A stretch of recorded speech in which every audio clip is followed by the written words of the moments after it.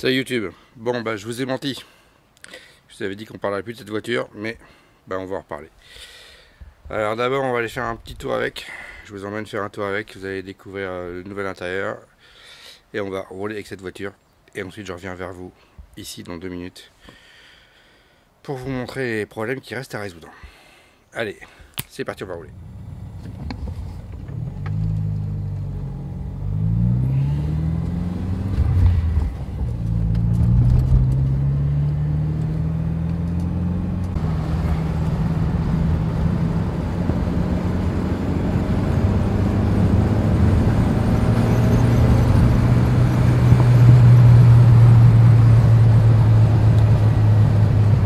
Bon, premier vrai roulage.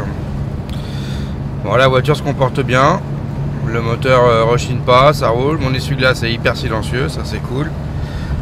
Bon, par contre j'ai des bruits d'air sur les vitres. Depuis que j'ai retiré les espèces de bulles, là j'ai retiré les bulles et forcément les joints sont écrasés. Quelques bruits d'air à haute vitesse, mais bon. Voilà. Ça roule bien, vous voyez l'intérieur a été remonté, c'est cool, alors c'est pas tout à fait fini mais voilà. Niveau de l'autoradio, j'arrive pas à l'enfoncer à fond parce que j'ai mis la console longue et cette voiture est équipée d'une console courte et sur la console courte ça bute au fond sur l'ancienne console, donc faut que j'aille découper un petit bout au fond là. Ça va le faire, donc faut que je redémonte la console, mais voilà, quelques détails à l'intérieur mais ça roule. J'ai encore la boiserie du bas à changer que j'ai pas changé. Le petit volant sympa, voilà. Mais globalement la voiture roule. Là je vais aller lui faire son plein. Son premier plein depuis longtemps. On va essayer de la laver, même s'il pleut, mais on va lui passer un coup de rouleau quand même. De toute façon la carrosserie elle est dans l'état où elle est pour l'instant. Donc un coup de rouleau ça lui fera pas de mal. Voilà, ça se comporte bien, le moteur est pas de soucis, il tourne bien. Maintenant il démarre correctement, même à froid. À chaud, nickel. Pas grand chose à dire, il est un peu riche je pense, il faut que je règle la richesse, pas encore fait. Voilà. Au niveau des suspensions, pas de bruit suspect, alors dans les courbes elle se comporte très bien, effectivement, voilà, le fait de l'avoir rabaissé, la tenue de route est grandement améliorée quand même. Je la trouve un peu rebondissante sur route dégradée, mais ça de toute façon, bon, bah, c'est un kit bas, hein, donc on peut pas y faire grand chose, c'est normal.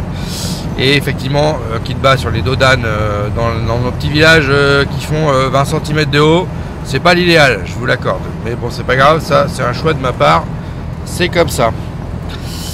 Voilà, donc en tout cas ça roule, c'est cool. Mon volant est pas droit, il faut que je le mette droit encore, je sais pas pourquoi. Pourtant il me semblait l'avoir centré, il faut que je vérifie. De toute façon, bon, j'ai une para à faire sur toute la voiture, ça c'est clair. Il faut régler tout le train avant et le train arrière. Mais la voiture se comporte bien, hein, c'est cool. C'est la première vraie route que je fais, elle chauffe pas. Je trouve même qu'elle a un poil basse. Bon, c'est pas grave, la pression d'huile, nickel. Donc voilà. Quand je dis qu'elle est riche, c'est aussi qu'au ralenti, l'économètre il est pas à 0, il devrait être à 0. Donc je pense qu'elle est vraiment trop riche. J'ai pas touché les réglages depuis avant que j'ai démonté le moteur, donc ça n'a pas changé. Je pense qu'effectivement il y a un réglage à faire. Autre petit point, je vais vous montrer, mais au ralenti le moteur tremble, ça fait trembler la voiture. J'ai déjà ça avant que je change de joint de culasse. Je pense que ça, parce que il n'y a pas de raison, à mon avis c'est le distributeur qui est mal réglé. Il faut que je règle le distributeur pour qu'il injecte sur les 4 cylindres de façon identique. Je pense que j'ai un petit décalage qui fait que du coup le moteur tremble au ralenti. Voilà, mais vous voyez sur la route elle se comporte bien. Alors le compteur, ah oui, j'ai réparé le compteur, il bouge plus, il s'est arrêté. Il a marché un petit peu, vous voyez, on a fait 21 bornes, mais il s'est arrêté, il marche parfois, parfois il marche pas. Faut que je leur démonte. On m'avait prévenu que la réparation que j'avais fait ça allait pas tenir, il faut que j'aille réparer ça de façon définitive. Je m'en doutais un peu, mais bon, voilà, au moins le compteur est droit maintenant et il recommence à tourner, en tout cas il fonctionne. J'allais redémonter, refixer ça correctement, j'essaierai de vous faire une vidéo ce coup-ci. Le chauffage marche correctement, j'ai plus de buée dans l'habitacle, parce que dans cette voiture effectivement quand je l'ai eu il y avait des problèmes de joint de culasse, mais il y avait aussi le radiateur intérieur de chauffage qui était percé et qui laissait dégager une forte odeur de liquide de refroidissement dans l'habitacle. Ça c'est terminé parce que j'ai changé le radiateur, donc maintenant c'est nickel, on a un chauffage qui pue pas, ça c'est cool. Bon, j'ai toujours pas la clim, mais ça ne l'avait pas, donc et pas l'inventer. Et au moins j'ai du chauffage qui pue pas, ça c'est cool. Voilà, écoutez, quoi vous dire d'autre? La prochaine étape c'est les finitions et puis une para. Je règle ma distribution et ensuite direction le carrossier. Voilà. Bon, pour l'instant j'ai encore les jantes d'origine. Il faut que je mette mes petites jantes tuning que j'ai pas encore positionnées, qui sont beaucoup plus larges. Donc je pense qu'il y a peut-être des réglages à faire sur la carrosserie. On verra ça. Allez, direction le plein et le lavage. Je vous reprends juste après. Alors je vous présente ma super radio que j'ai choisie pour cette voiture pour l'instant. Donc ça provient sûrement d'un SL américain que j'ai acheté il y a quelques temps. Comme d'habitude, vous connaissez la maison, j'ai installé du Bluetooth, donc on peut balancer du signal Bluetooth dessus. Voilà. Pour l'instant ça va être pas mal. On a un lecteur cassette si on veut. J'essaie de vous montrer ça. Voilà, donc on trouve un lecteur cassette, donc on appuie sur tape ici. Tape. Et on peut éjecter la cassette. Vous voyez. Je le trouve sympa cette autoradio. On peut aussi rajouter un lecteur, un chargeur de CD si on veut. Je l'ai pas, mais voilà, c'était ma petite radio. Bon, pour l'instant ça va rester comme ça. À terme, d'ici quelques mois, je vais sûrement acheter un double DIN pour mettre là-dedans. C'est aussi pour ça que j'ai acheté cette console là, sur lequel on mettra CarPlay parce que je veux un petit peu moderniser cette voiture. Je vais rouler avec tous les jours. CarPlay, c'est quand même pratique. En attendant, on va faire avec ça.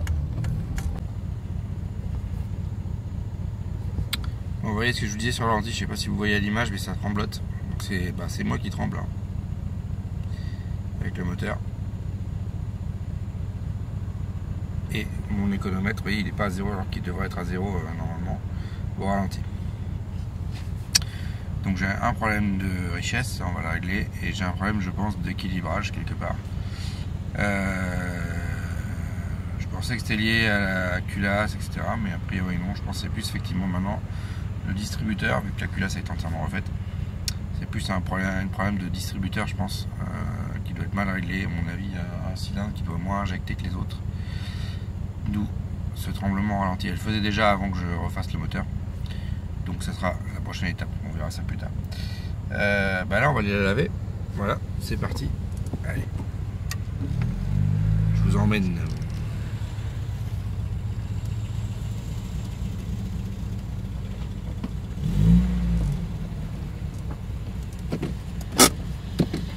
On ferme la vitre, c'est mieux.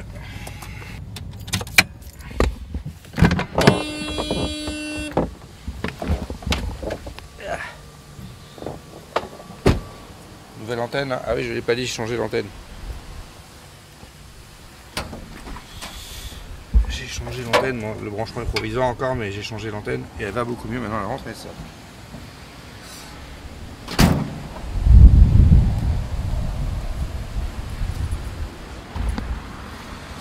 Allez, c'est parti, qu'est-ce qu'on a là? Ouais, on va prendre le programme numéro 1, ça suffira. Insérez votre moyen de paiement. Merci de votre visite et à bientôt. Voilà, allez, bon. Il n'y a pas de séchage, on s'en fout. L'objectif c'est juste de décrasser la voiture. Toute la poussière qu'elle a pris pendant des mois.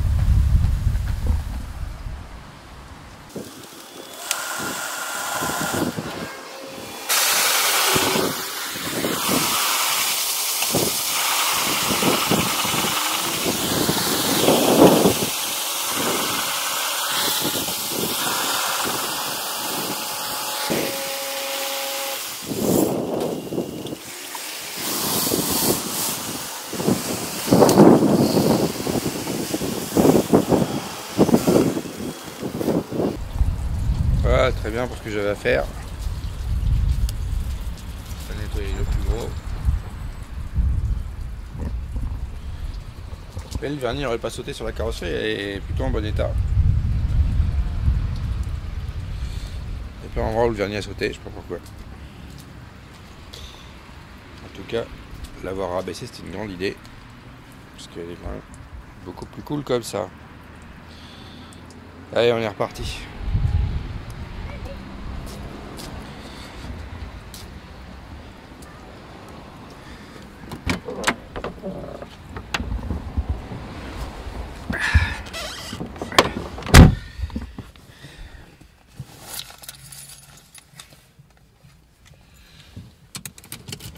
À tout le monde, des embuages marchent.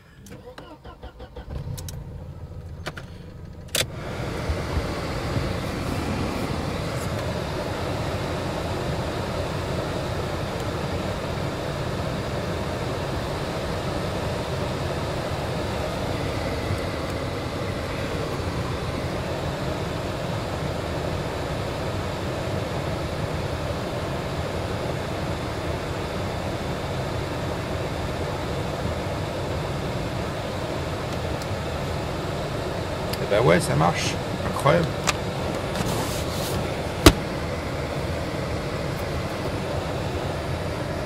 Et il n'y a même pas une goutte dans la voiture. Elle est étanche en plus, c'est formidable. Allez, eh ben c'est reparti. Bien un détail, c'est de relever ça. Toujours.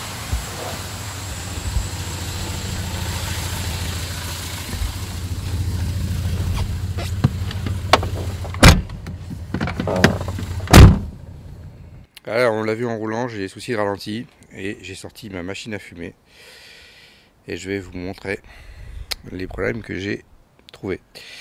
Et ensuite, à la fin de cette vidéo, je vous montrerai comment régler l'allumage sur cette voiture. Donc avec la lampe stroboscopique, je vous montrerai comment faire ça. Mais je vous ai dit, j'avais des soucis donc de réglage du ralenti. Ici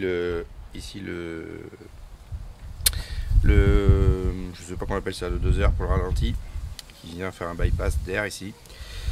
Il y a un petit robinet de réglage dessous. J'ai beau le tourner dans tous les sens et faire le réglage que je veux, ça reste pas stable. Il y a un souci sur le ralenti. Donc j'ai sorti ma machine à fumer pour vérifier et j'ai pas été déçu du voyage. En plus j'entendais un sifflement depuis. J'ai roulé une bonne heure et sur la fin j'entendais un sifflement, je ne comprenais pas d'où ça venait. Je viens de comprendre. Alors, ma machine à fumer, vous la connaissez, j'ai déjà fait des vidéos là-dessus. Donc on va l'allumer.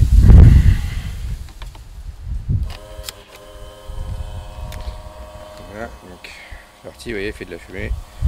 On enfourne ça ici et on rigole 5 minutes. Donc, comme vous voyez, le gant se gonfle et ça commence ici. On a de la fumée qui sort. Alors je vous montre. Hop. Regardez bien. Regardez bien. Et voilà.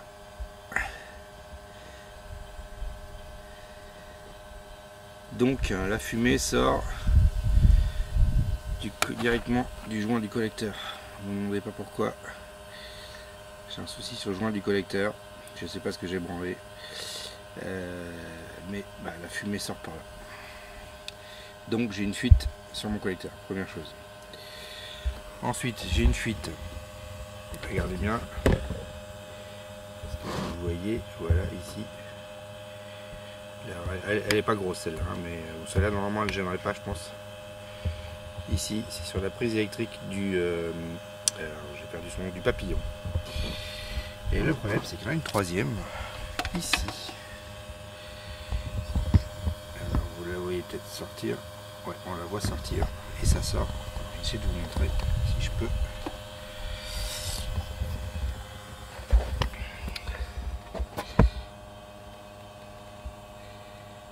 Et je vais filmer en même temps.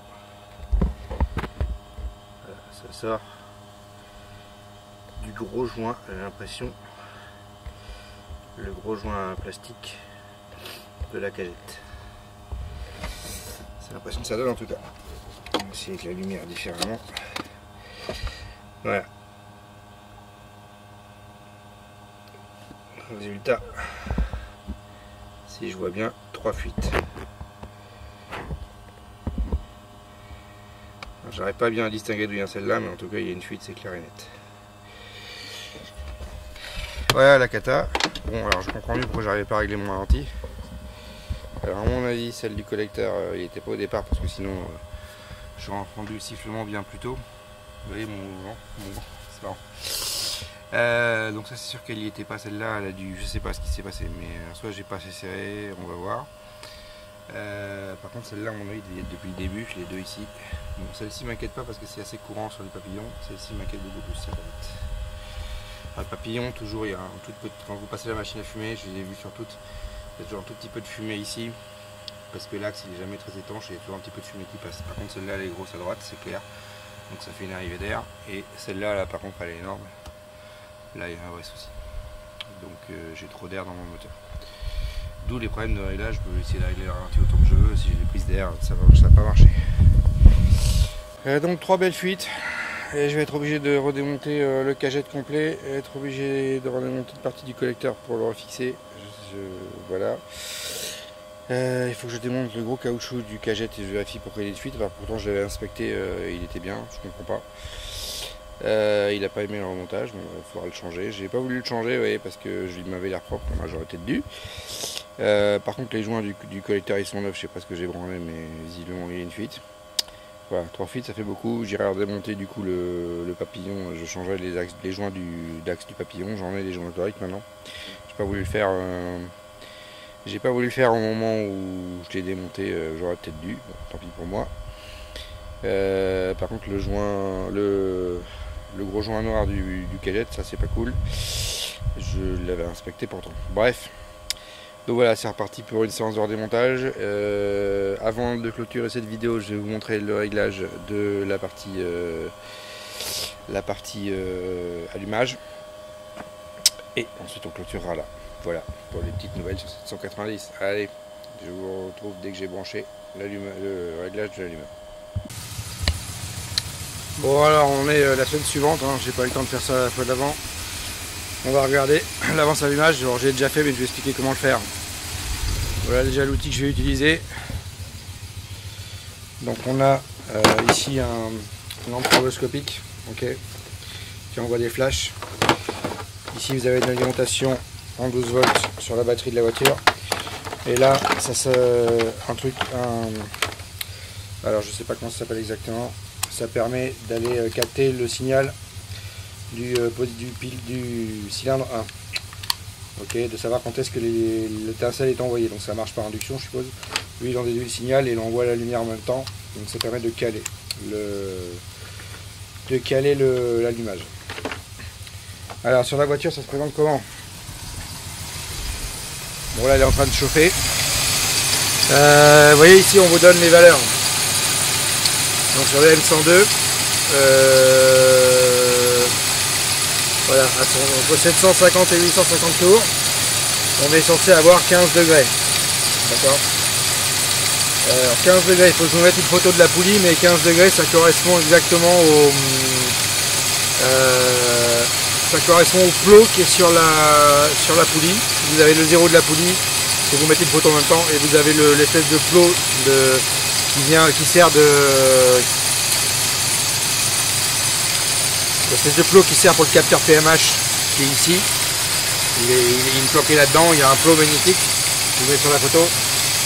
Donc et lui il est exactement à 15 degrés, donc c'est sur lui qu'on va se caler. Voilà, c'est 15 degrés d'avance par rapport au PMH. Donc au début quand j'ai calé ce moteur, je me suis mis à 0 comme un couillon. Donc j'ai calé tout mon moteur à 0, mais raté, forcément.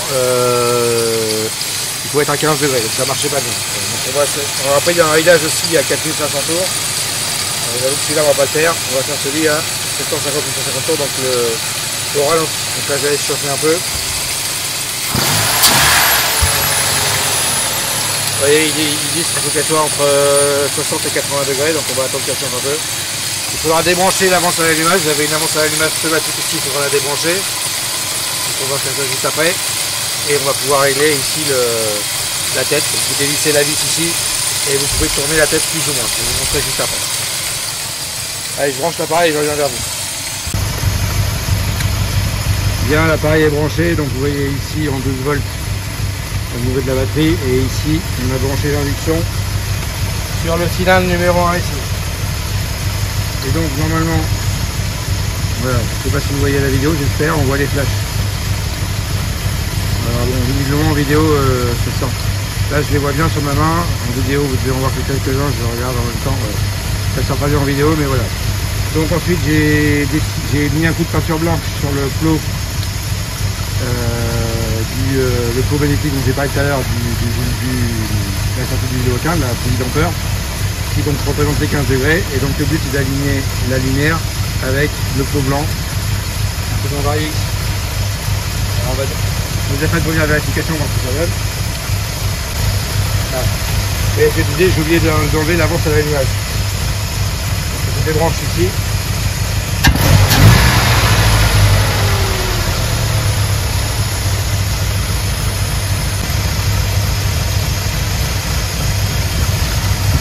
Voilà, j'ai fait une première vérification, donc c'est compliqué de voir, d'avoir la lampe et de voir en même temps le clos. Il faut voir le clos, mais il faut aussi voir l'aiguille qui est devant. J'ai essayé de vous le filmer, mais c'est pas gagné.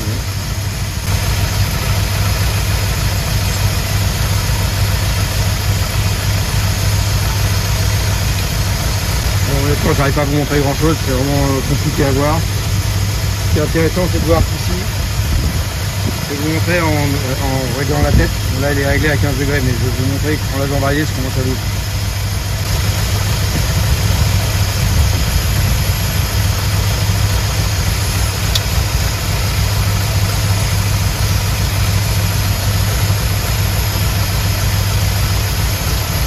On peut faire la tête, là, je vous ai montré, on peut faire varier la tête. Vous voyez, quand je vais faire varier, le régime va changer.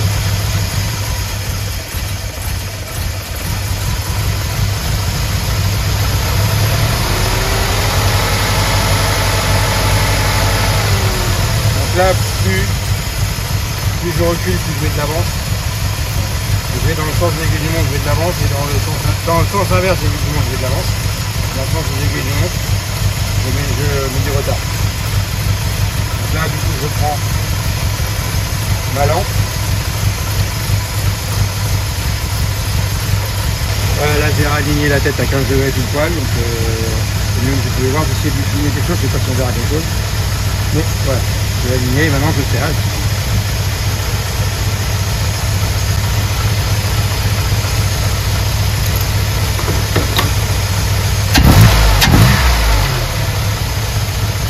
Voilà, là la tête est calée à 15 degrés, on est bon. Le calage j'avais déjà fait, je vous ai montré comment je faisais. Maintenant il reste à résoudre les fuites. Je redémonte le collecteur pour résoudre les fuites et on devrait être bon pour ce soir. Je vais clôturer là cet épisode. Il me reste à redémonter, résoudre les fuites. Donc, je ne fais pas le démontage, c'est le même que vous avez vu dans les premiers épisodes. Si vous voulez voir le démontage, je vous engage à regarder l'épisode que je vous envoie là. Vous aurez tout le démontage de la voiture, monothéiste. Vous aurez tout le démontage du collecteur. Pour démonter le collecteur, l'injection aussi. On va pas tout remettre en pièces. Donc j'ai racheté les joints du collecteur ici. J'ai racheté le gros joint ici pour qu'il y ait une fuite. Et on devrait être bon. Voilà, l'allumage c'est réglé. Du coup, quand j'aurai plus de fuite, on pourra régler le ralenti correctement parce que là, on l'entend même à l'oreille, on entend la fuite. Là, il y a une fuite d'air, donc là, il y a un problème. On va régler ça et ça devrait être bon. Et j'espère qu'on réglera en même temps. Je suppose qu'il devait y avoir une fuite depuis le début. Vous voyez, le moteur tremble. On va régler les problèmes de tremblement de ce moteur. Voilà. Donc je clôture cet épisode là, c'était le premier roulage de cette voiture. Maintenant c'est possible, la prochaine fois que vous la verrez, elle sera terminée. Je vous la montrerai dans un épisode exclusif pour vous montrer quand elle sera terminée. Donc la voiture faite, tout ce que vous voulez faire dessus sera fait, elle sera vraiment nickel et je vous la ferai découvrir dans un nouvel épisode d'ici quelques mois. Je pense que c'est temps d'aller faire la voiture, donc il va falloir s'armer de patience. En attendant, on a d'autres sujets et d'autres projets à traiter. Voilà, allez, je vous dis à ciao, bonsoir. Allez, je vais rajouter un petit bonus sur la cagette pour vérifier les problèmes de démarrage à froid. Alors, j'ai équipé ma voiture. Donc j'ai pris une pression d'essence sur la sortie. Vous voyez, ça c'est l'injecteur de départ à froid. C'est la sortie qui est là. J'ai pris la pression sur l'injecteur de départ à froid. Pourquoi? Parce que c'est la pression brute du système. Donc c'est le circuit principal qui est ici avec l'arrivée, la sortie ici et le retour vers le régulateur de pression ici, la sortie ici et le retour vers le réservoir ici. Donc vous avez le circuit primaire qui fait ça. Voilà. Ce circuit-là doit rester en pression même après la voiture éteinte. C'est le rôle de ce régulateur de pression. Donc c'est ce qu'on va vérifier là. Donc j'ai pris ma pression brute qui est celle qui est envoyée à l'injecteur de départ à froid. Pourquoi? Parce que celui-ci il est électrique. Donc il reçoit la pression brute. Contrairement aux autres qui sont mécaniques. D'accord. Donc on va vérifier que le circuit primaire reste en pression. Et on va surtout vérifier que sa pression est stable. Vous voyez ici on a 5,5 bars. Voilà à peu près. Donc je pense que c'est bon, il faut que je vérifie la pression exacte, mais ça doit être dans les normes. Avec une seule pompe, ça doit être ça. Et donc ça veut dire que lui il est taré à 5,5 bars. Voilà, donc du coup on va vérifier déjà que la pression reste stable quand on accélère, normalement c'est bon ça.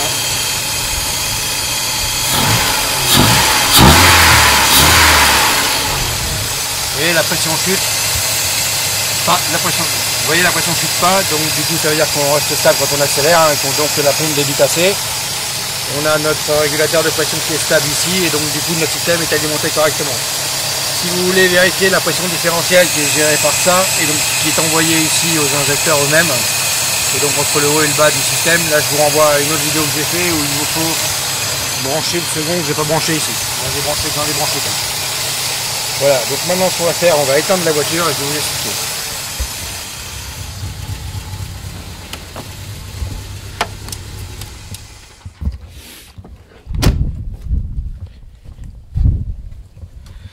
Donc là on a éteint la voiture, voilà.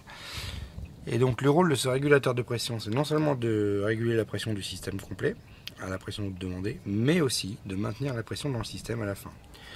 Vous avez côté pompe à l'arrière de la voiture, vous avez un accumulateur de pression d'essence qui permet de garder tout le système aussi en pression, mais vous avez un régulateur qui doit aussi maintenir la pression dans le système. Si ce régulateur fuit, ben, la pression va chuter. Vous voyez, on a coupé et on est tombé tout de suite à 3 bars. Voilà. Donc le système doit rester, je crois que la norme, je vais vérifier les chiffres, déjà le 5,5 TH, je vais vérifier si on était correct, et je vais vérifier si le 3 bars c'est bon. Et je crois que d'après Mercedes, on ne doit pas descendre en dessous de 2,5 au bout de quelques jours. Pourquoi? Parce que si vous tombez en dessous de 2,5, qu'est-ce qui va se passer? Votre système de pression d'essence, votre système d'essence, il va tomber à zéro, il va se vider, donc il n'y aura plus de pression d'essence ici. Et le démarrage à froid sera très long, parce qu'il va falloir réamorcer tout le système en pression. D'où normalement ce régulateur là qui doit maintenir le système en pression pendant plusieurs semaines pour avoir un démarrage au quart de tour à froid. Voilà. Donc à chaud, il y a aussi d'autres problématiques, notamment l'accumulateur d'essence. À chaud, quand il est défaillant, il n'y a pas assez d'accumulation d'essence, ça pose des problèmes de démarrage à chaud. Mais quand le régulateur de pression d'essence fuit, alors il peut avoir d'autres symptômes sur ce régulateur, mais quand il fuit, donc il laisse chuter la pression dans le système, alors, du coup vous vous retrouvez avec un système à zéro. Et vous ne démarrez pas du premier coup à froid, la voiture elle demande beaucoup de tours pour arriver à ce que le système remonte en pression. Donc ce qu'on va faire, voilà, on va laisser ça comme ça, et on va attendre une journée voire 2 jours, et on va voir ce qui se passe, si la pression chute ou pas. Normalement on doit rester au-dessus de 2,5 bars, et on se trouve autour de 3. Voilà, mais on doit pas chuter en dessous des 2,5. Donc on va vérifier ça. Je vais laisser la voiture reposer quelques heures, jours, et on va venir vérifier ça si le système ne chute pas en pression. Voilà, s'il chute en pression, ça veut dire qu'il faut changer l'huile, et ça c'est assez coûteux comme appareil. Hein. C'est du Bosch et ça coûte dans les au moins 400 à 400 € minimum à peu près. Voilà. Donc vaut mieux pas avoir à le changer. Donc voilà ce qu'on va faire, je vais laisser ça comme ça et on va revenir dans quelques jours. Allez, à plus tard. Bon, on est le lendemain matin, allons voir ce qui s'est passé.